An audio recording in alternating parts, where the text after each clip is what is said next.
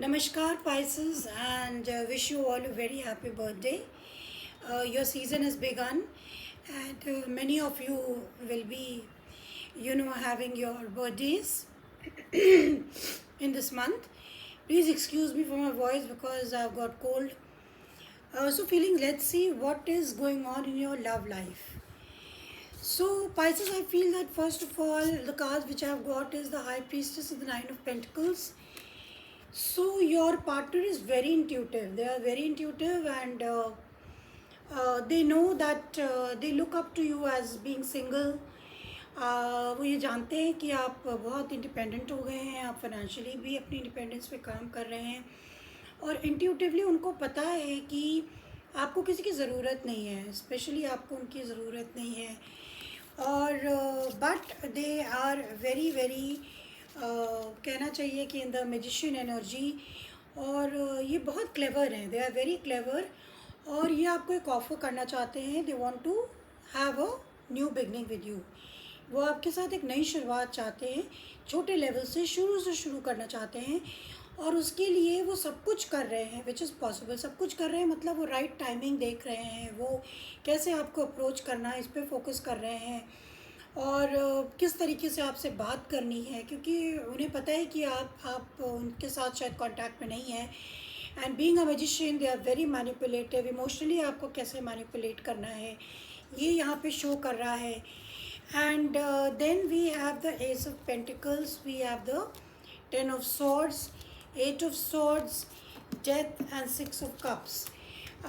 वो डेफिनेटली आपसे रिकन्सिलिएशन चाहते हैं और उन्हें ऐसा लगता है कि आपने उनको बैक स्टैप किया है, आपने उनको बिट्रे किया है, आपने उनको धोखा दिया है.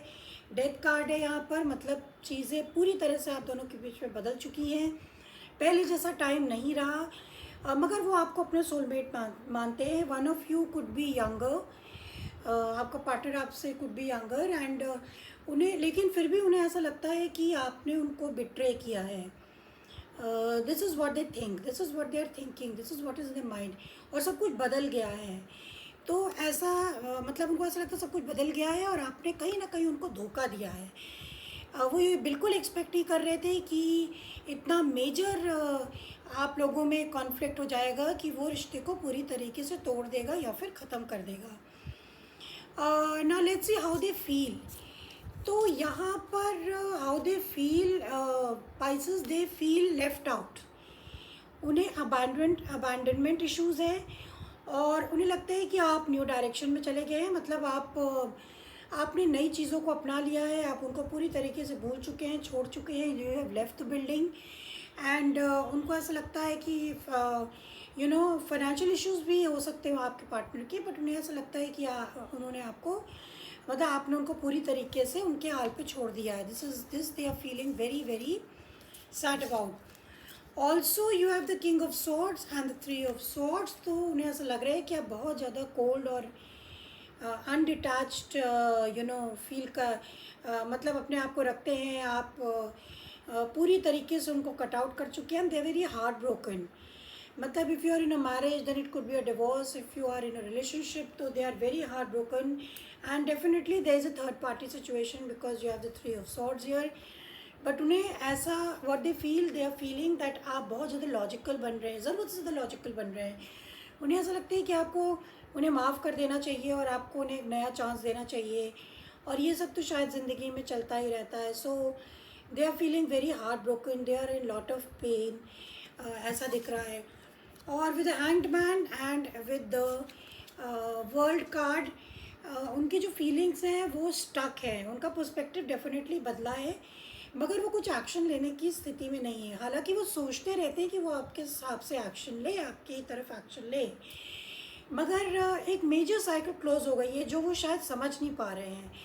उनको ये समझ में नहीं आ रहा है कि दिस सिचुएशन आपकी तरफ से पूरी तरीके से एंड हो चुकी है. लेकिन now this is world card. तो यहाँ पे इसके कई सारे सिनेरियोज है कि भाई वो फिर से एक नई साइकिल आपके साथ शुरू करना चाहते हैं या फिर आपने उनको पूरी तरीके से मतलब डिसमिस कर दिया है, आपने पूरी तरीके से उनको छोड़ दिया है. और world is such a card that आपको मतलब एक साइकिल क्लोज हो गई है आप दोनों के बीच में, लेकिन उनको विश्वास नहीं हो रहा है. उनको विश्वास नहीं आ रहा है, वो सरेंडर करने के, वो अभी भी उन्होंने मतलब एक तरीके से ये उम्मीद नहीं छोड़ी है कि आपका रिश्ता वापस से नहीं होगा. They have left it on God कि let's see what's going to happen. Now let's see what is the intention. What is the intention of Pisces person? What is the intention?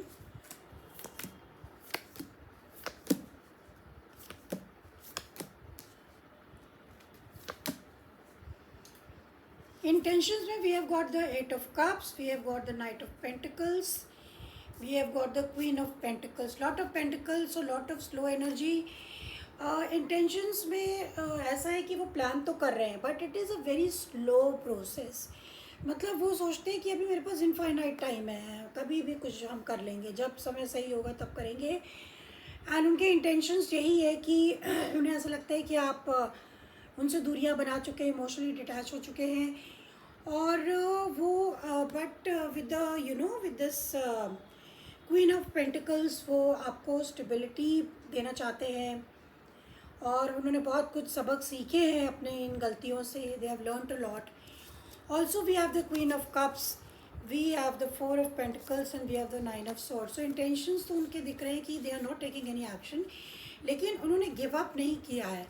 हालांकि उनको बहुत ज़्यादा एंग्जाइटी है, बहुत ज़्यादा सोचते हैं, ओवर थिंकिंग करते हैं, रात को सो नहीं पाते. Maybe they are seeing a psychotherapist और बहुत सारी चीज़ें हैं. They must be crying also in the night. मगर ऐसा लगता है कि ये उन्हें ऐसा लगता है कि मतलब उनके इंटेंशंस ऐसे हैं कि वो सोचते हैं कि देयर इज़ इनफाइनाइट टाइम, उनके पास बहुत टाइम है और वो कभी भी एक्शन ले सकते हैं और चीज़ें फिर से सुधर सकती हैं. Now let's see what's the advice for you.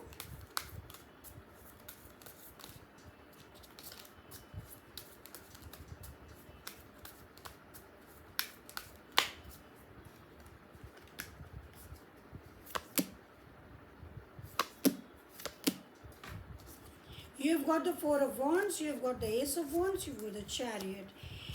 You got a very beautiful advice कि आप आगे बढ़िए एंड अपने अंदर पैशन लाइए.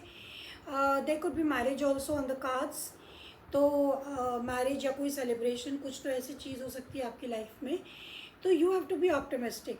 आपको कुछ वरी करने की ज़रूरत नहीं है. मतलब everything is okay on your side and you don't need to worry.